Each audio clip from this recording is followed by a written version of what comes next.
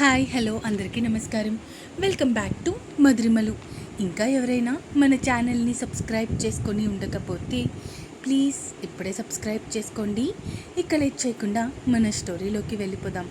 ముందుగా ఒక చిన్న మాట, అది బయట చాలా వేడిగా ఉంది, అందుకే ఫ్యాన్ ఈ రోజుకి ఆన్లో ఉంది. సో కొంచెం గాలి వస్తుంది, డిస్టర్బ్ అవ్వకండి, అర్థం చేసుకుంటారు అని కోరుకుంటున్నా. ఇక మన స్టోరీలోకి వెళ్ళిపోదాం. ఉంటా నీ జతగా ఎపిసోడ్ 41. ఆ మాటకి నవ్వుతూ తల్లితో మాట్లాడుతూ ఉంది. ఒక 10 నిమిషాలకి అక్కడికి అర్జున్ రావడంతో అమ్మ నేను మళ్ళీ కాల్ చేస్తా అంటూ కాల్ కట్ చేసి భర్త వైపు చూస్తూ ఉంది. అర్జున్ కూడా భార్య వైపు చూస్తూ మెల్లగా అడుగులు ముందుకి వేస్తూ ఉన్నాడు. ఏంటి సార్ ఇలా దగ్గరకు వస్తున్నారు అడిగింది సింధు భర్త వైపు చూస్తూ. అంటే మరి అంటూ పూర్తిగా భార్య దగ్గరికి చేరిపోయి తన నడుము చుట్టూ చేతులు వేసి తనని తన మీదకి లాక్కుంటూ, అంటే మరి మా శ్రీమతి గారికి గిఫ్ట్ ఇవ్వాలి అనిపిస్తుంది, అందుకే. అబ్బో ఏం గిఫ్ట్ సార్ అడిగింది సింధు. ఏం గిఫ్ట్ ఇస్తే నాకు ప్రమోషన్ ఇచ్చావో అదే గిఫ్ట్ అన్నాడు అర్జున్ కన్ను కొడుతూ.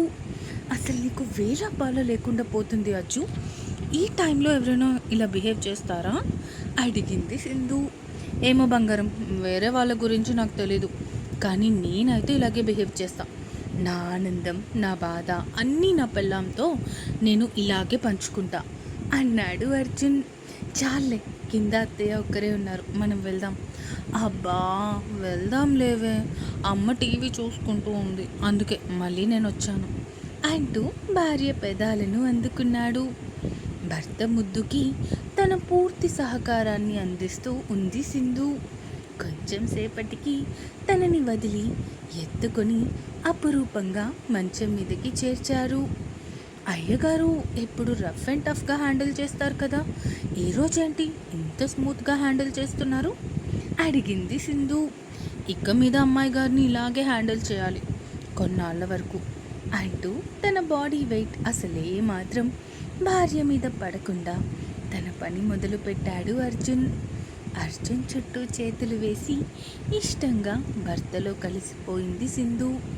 1 గంటకి భార్యని వదిలి పక్కకి చేరిపోయాడు అర్జున్. ఏంటి మేడం, తమరు ప్రెగ్నెంట్ అని తెలిసిన దగ్గర నుంచి అందం ఇంకాస్త పెరిగినట్టుంది అడిగాడు అర్జున్. చి పో అర్జున్ అంటూ, అసలు సిగ్గు లేకుండా పోతుంది నీకు అని మొహం దాచుకుంటూ దుప్పటి చుట్టుకొని పైకి లేచింది. ఓయ్ ఇంకొక గంట రెస్ట్ తీసుకోవచ్చు, పర్లేదు అన్నాడు అర్జున్.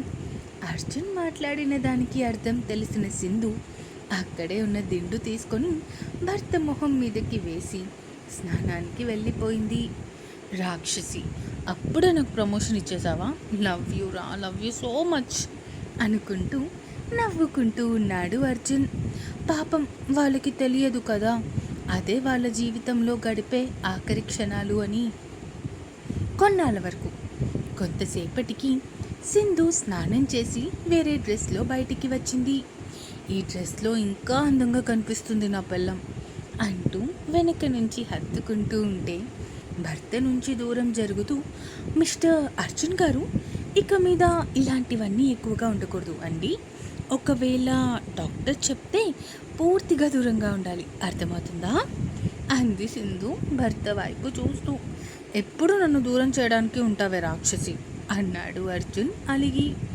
అవును మరి, దూరం తోస్తూ ఉన్నాను కాబట్టి 3 మంత్స్కి ప్రెగ్నెంట్ అయ్యాను, లేదంటే అసలు అయ్యేదాన్ని కాదు కదా అంది సింధు ఓరకంట భర్త వైపు చూస్తూ. సర్లే అంటూ భార్యని కూర్చోబెట్టి తన ఒడిలో తల పెట్టుకొని, రేపు మన బుజ్జి ప్రిన్సెస్ వచ్చాక అది బాగా గోల చేస్తుందా, నా పోలికలు వస్తే గోల చేయదు, కానీ అయ్యగారి పోలికలు వస్తే మాత్రం బాగా గోల చేస్తుంది. అంటే ఏంటే, నేను ఎక్కువ గోల్ చేస్తాను అని నువ్వు అంటున్నావా అడిగాడు అర్జున్. అయ్యో నేను అలా అంటానా అజ్జు అంటూ అమాయకంగా భర్త వైపు చూస్తూ అడిగింది. అబ్బా ఆపవే, ఆ అమాయకమైన చూపులకే ఇక్కడ ఏదేదో అయిపోతుంది, నువ్వు అసలు ఇంకా మాట్లాడుకో అన్నాడు అర్జున్.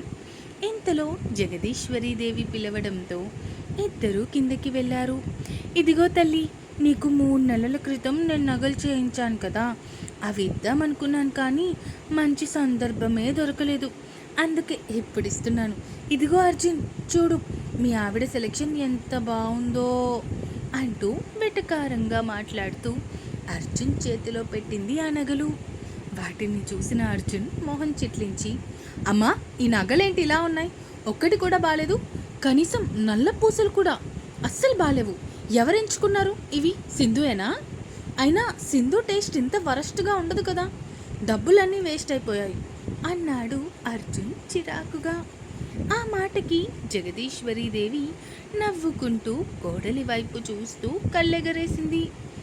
ఓహో, ఇప్పుడు ఈ విధంగా నన్ను మీ అబ్బాయి దగ్గర తిట్టించాలి అనుకుంటున్నావా అత్తయ్య? ఉండు, నీ ప్లాన్ నీకే బెడిసి కొట్టేలా చేస్తా అనుకుంటూ, అయ్యో అత్తయ్య, నేను ఇంకా అవి మీకోసం అనుకున్నాను. ఆ రోజు అన్నీ మీరు దగ్గరుండి ఇది బాగుంది కదా, ఇది బాగుంది కదా, ఇది తీసుకుందాం అంటూ అన్నీ మీరు అంత స్పెసిఫిక్గా అడుగుతుంటే నేను ఇంకా మీకోసమేమో, మీకు అవి బాగా నచ్చాయేమో, అందుకే ఇంతలా అడుగుతున్నారేమో అని అనుకున్నా. నాకైతే ఇవి అస్సలు నచ్చలేదు అత్తయ్య, చాలా ఓల్డ్ మోడల్. అది కాకుండా ఈ నెక్లెస్ మనం ఒక్కసారి పెట్టుకున్నా బాగా గుచ్చుకుంటాయి. నేనైతే ఇలాంటివి అస్సలు ఇప్పటి వరకు వాడలేదు కూడా. అంటే నేను బంగారం నగలేమీ వాడలేదు అనుకోండి ఇంతకుముందు కూడా, కానీ ఇవి అస్సలు వాడలేను నేను. ఇంకా మీకోసమే అనుకున్నాను, మీరే తీసుకోండి అత్తయ్య, నాకైతే అస్సలు వద్దు అంటూ భర్త వైపు చూసింది.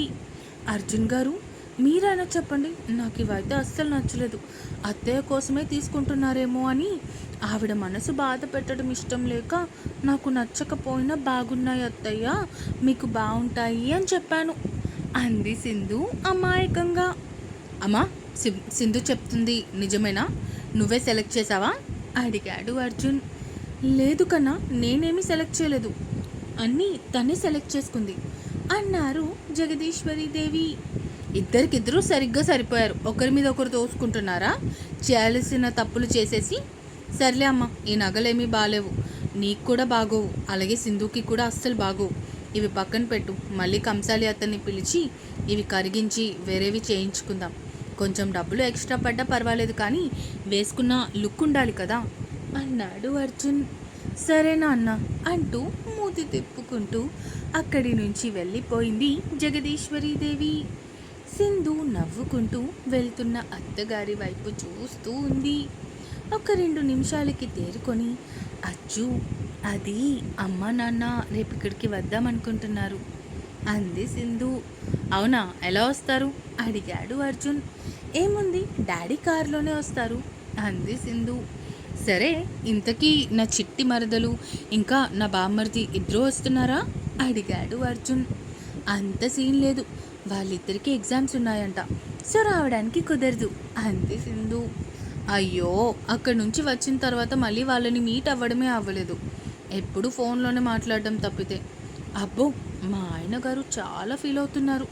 సరే, వాళ్ళ ఎగ్జామ్స్ అయిపోయిన తర్వాత మనమే అక్కడికి వెళ్దాం, ఓకేనా అడిగింది సింధు. తప్పకుండా వెళ్దాం, నాకు కూడా వాళ్ళని చూడాలనిపిస్తుంది, చాలా మిస్ అవుతున్నా వాళ్ళని అన్నాడు అర్జున్. సరే సరే అంటూ నవ్వుతూ మాట్లాడుకుంటూ అక్కడే సోఫాలో కూర్చున్నారు. ఇక విషయం తెలిసిన రిషి, మీరా కూడా అక్కడికి వచ్చేశారు. అరే కంగ్రాట్స్ రా అన్నాడు రిషి అర్జున్ని హక్ చేసుకుంటూ. థ్యాంక్ యూ రా అన్నాడు అర్జున్. కంగ్రాచులేషన్స్ రా అన్నాడు రిషి సింధు వైపు చూస్తూ. థ్యాంక్ యూ అన్నయ్య, ఇద్దరికి కంగ్రాచులేషన్స్ అంటూ వాళ్ళిద్దరినీ కలిపి హక్ చేసుకుంటూ వాళ్ళకి విషెస్ చెప్పింది మీరా కూడా.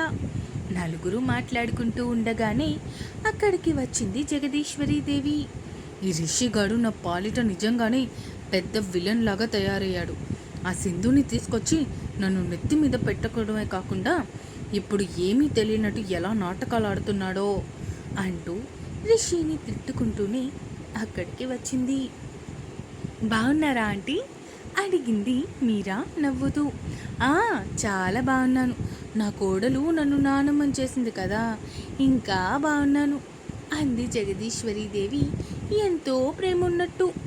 బాబోయ్, ఈవిడ యాక్టింగ్ అప్పుడే స్టార్ట్ చేసేసింది అనుకున్నారు అన్నా చెల్లెళ్ళిద్దరూ. అవును అర్జున్, నువ్వు ఇంతకీ ఇప్పటికి వచ్చి ఒక విషయం కనుక్కోలేదు. అసలు ఆ రూమ్కి ఎలా మారిందో ఇప్పటికొచ్చి నువ్వు కనుక్కోనే లేదు. ఇలాగే ఉంటే రేపు ఇంకొక నలుగురు నా కోడలి మీద మళ్ళీ నింద వేస్తారు. అర్థమైందా? నువ్వు వీలైనంత తొందరగా వాళ్ళని కనిపెట్టు అంటూ కొడుకుని రెచ్చగొట్టే ప్రయత్నం చేస్తూ ఉంది జగదీశ్వరీదేవి. ఒక్కసారిగా గుండె ఆగినంత పని అయింది రిషికి. ఈవిడేంటి ఇంత సడన్గా హోటల్ విషయం అర్జున్కి గుర్తు చేస్తుంది?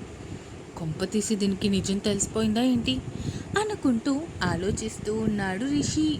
ఏమైంది రిషి, ఎందుకు అంతలా ఆలోచిస్తున్నావు?